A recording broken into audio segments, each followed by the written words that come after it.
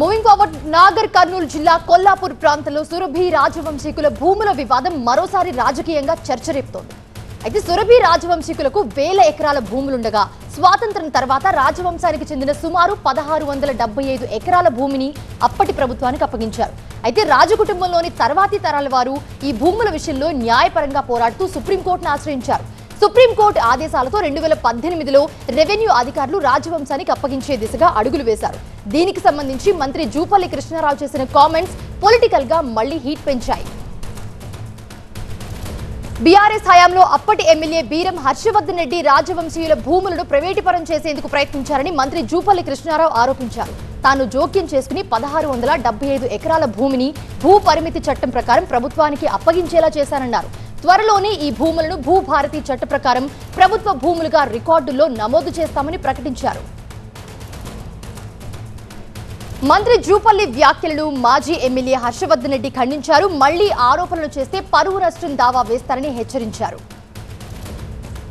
Harshavardhan Reddy MLA తర్వాత అప్పుడు రాజగారి దగ్గరికి వెళ్ళి ఇది ఈ విధంగా భూమిని తెలిసింది, రెవెన్యూ దానిలో మేము మేనేజ్ చేసుకుంటాం, మాకు ఈ భూమి అమ్మండి అని, ఆ భూమి మాకు ఇవ్వండి అని ఏదో తక్కువ ధరకు మాట్లాడుకొని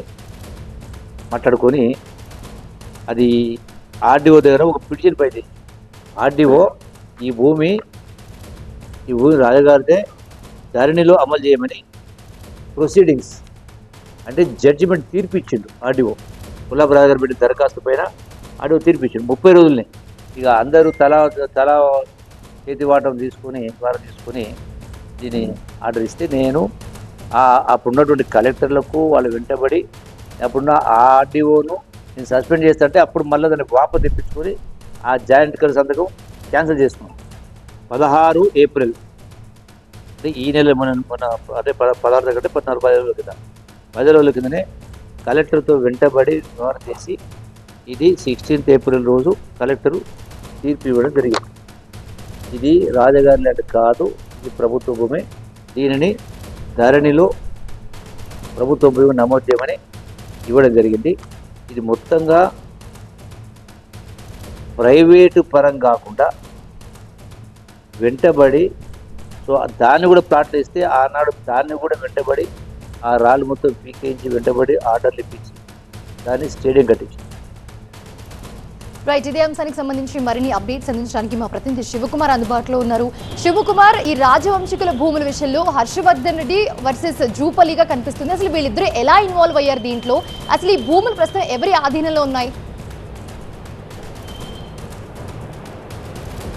ప్రస్తుతానికి ఈ భూములకు సంబంధించి అయితే ఇటీవలే అంటే ఏప్రిల్ 14న జిల్లా కలెక్టర్ ఇచ్చినటువంటి ఉత్తర్వుల ప్రకారం ఇదంతా కూడా 1675 ఎకరాల భూమి అనేది పూర్తిగా ప్రభుత్వానికే చెందుతుంది అన్నటువంటి ఒక ఉత్తర్వులు అయితే జారీ చేయడం జరిగింది. దా మేరకే త్వరలోనే ఈ భూములన్నింటినీ కూడా భూభారతి చట్టంలోకి ప్రభుత్వ భూమిగా ఎక్కించబోతున్నట్టుగా మంత్రి జూపల్లి కృష్ణారావు కూడా చెప్పారు. అయితే స్వాతంత్ర అనంతరం జరిగినటువంటి భూ పరిమితి చట్టం ప్రకారం ఎవరికి కూడా 56 ఎకరాలకు మించి భూమి ఉండకూడదు అన్నటువంటి భారత ప్రభుత్వం ఉత్తర్వుల నేపథ్యంలో నాటి కొల్లాపూర్ సురభి వంశ రాజులకు సంబంధించినటువంటి భూములన్నింటినీ కూడా ప్రభుత్వానికి అప్పచెప్పడం జరిగింది. ఆ తదుపరి వారసులు ఎవరైతే ఉన్నారో వారు మాత్రం సుప్రీంకోర్టును ఆశ్రయించారో ఆ భూములు తమకే చెందుతాయన్నటువంటి పిటిషన్ను కూడా సుప్రీంకోర్టులో దాఖలు చేశారు. అయితే ఆ తర్వాత పరిణామాల అనంతరం ఇటీవలే గత ప్రభుత్వంలో ఉన్నటువంటి బీఆర్ఎస్ హయాంలో ముఖ్యంగా కొల్లాపూర్ మాజీ ఎమ్మెల్యే హర్షవర్ధన్ రెడ్డి అలాగే అక్కడ ఉన్నటువంటి ఆర్డీఓ జేసీ నేతృత్వంలో అవినీతి అధికార దుర్వినియోగానికి పాల్పడ్డాడంటూ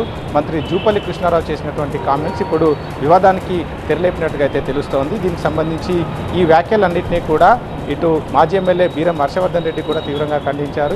ఈ రకమైనటువంటి వ్యాఖ్యలను మానుకోవాలి, లేదంటే ఖచ్చితంగా పరువు నష్టం దావా వేసి బయటికి లాగుతామన్నటువంటి కామెంట్స్ కూడా ఆయన చేసినటువంటి సిచ్యువేషన్ అయితే కనిపిస్తుంది. అయితే ఈ భూములకు సంబంధించి 1675 ఎకరాలకు సంబంధించి తాము కూడా ప్రభుత్వానికి అప్పచెప్పేందుకు ప్రయత్నం చేశాం, ఒకరి పేరు మీద ఇన్ని ఎకరాల భూములు ఉండకూడదు అని చెప్పేసి నాటి అధికారులకు ప్రభుత్వానికి విజ్ఞప్తి చేశాం. ఈ నేపథ్యంలోనే ఇటీవలే కలెక్టర్ వెలువరించినటువంటి ఉత్తర్వులు కూడా తాము చేసినటువంటి పోరాట ఫలితమే అని చెప్పేసి ఇటు మాజీ ఎమ్మెల్యే బీరం హర్షవర్ధన్ రెడ్డి అయితే చెప్తున్నారు. కానీ ఏదైతే ఆ రోజుల్లో ఆయన అధికారంలో ఉన్నప్పుడు అటు ఆర్డీఓ కావచ్చు జేసీని మేనేజ్ చేసి ఆ భూములను ప్రైవేట్ పరం చేసేందుకు పట్టాలుగా మార్చేందుకు ప్రయత్నాలు చేశారన్నటువంటి ఆరోపణల నేపథ్యంలో ఈ మొత్తం కూడా తీవ్ర దుమారాన్ని రేపుతోంది. ఈ 1675 ఎకరాలు ఇప్పుడు ప్రభుత్వానికి చెందుతాయా లేదా తదుపరి రాజులకు సంబంధించినటువంటి వంశీయులు కూడా ఇప్పటికీ వారు పోరాడుతున్నటువంటి సిచ్యువేషన్ అయితే కనిపిస్తూ ఉంది.